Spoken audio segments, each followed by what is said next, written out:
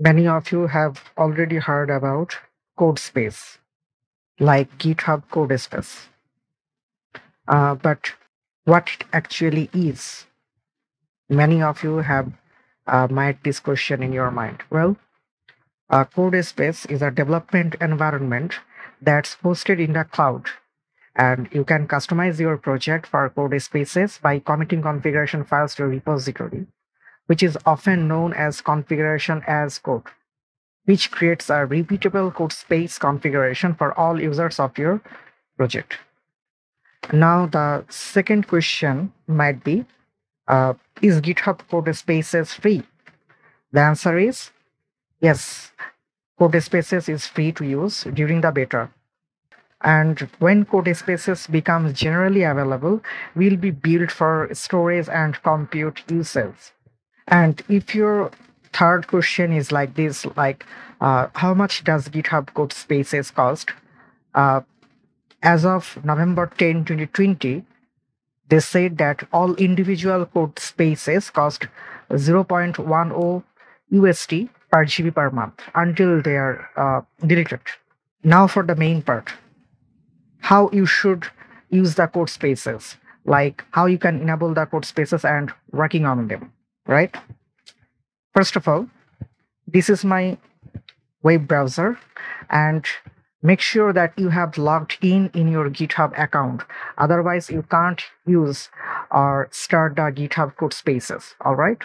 After logging into your GitHub account, then simply go to any repository you want the Codespace to enable from that repository, or something like that.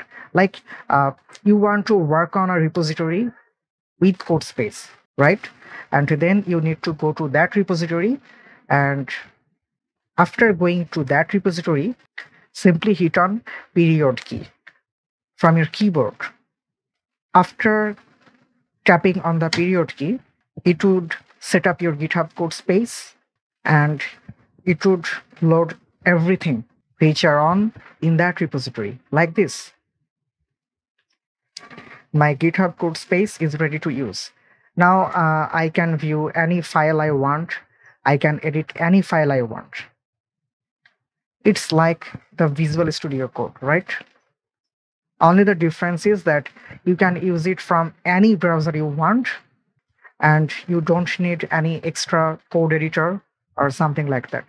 You can edit anything in GitHub Codespace simply from your browser itself. Isn't that amazing?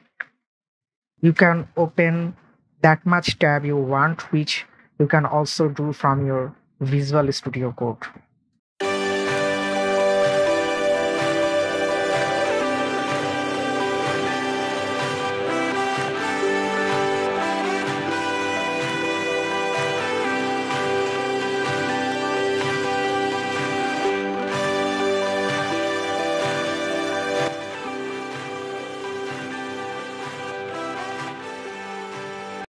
You can also get the preview of the readme.md file, I mean markdown file from here, exactly like before you are doing from your VS Code editor.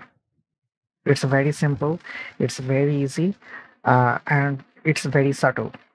You know what I mean, right? So thank you everyone for watching this video. If you like this video, don't forget to give it a thumbs up, and please subscribe to my channel. And yeah, I will see you in the next video.